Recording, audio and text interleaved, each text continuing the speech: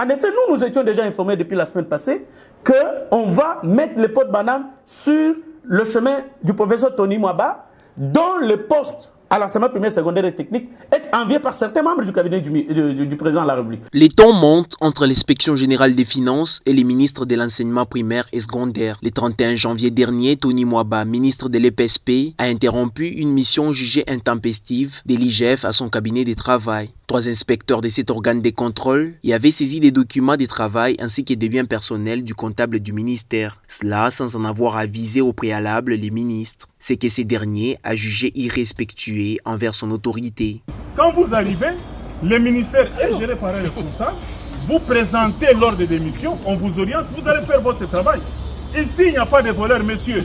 Que ce soit les enseignants fictifs, les écoles, tout est en ligne.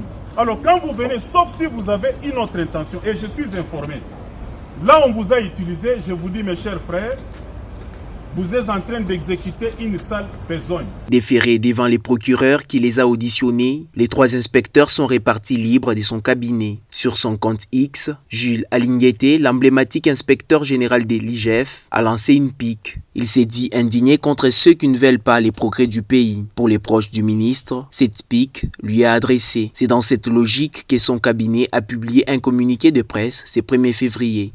Joël Kadendanga, conseiller du ministre, en fait ici l'économie. La gestion des fonds mis à la disposition de la Dinakopé, ces fonds n'arrivent pas à la Dinakopé, disais-je, ils sont mis à la disposition des banques commerciales qui versent cela dans les comptes des chefs d'établissement. Ce sont les chefs d'établissement. Ce contrôle devrait y avoir, c'est au niveau, n'est-ce pas, de chefs d'établissement et des banques commerciales qu'il fallait effectuer ces contrôles. Jules Alinguete et les ministres Tony Mwaba n'en sont pas à leur premier clash.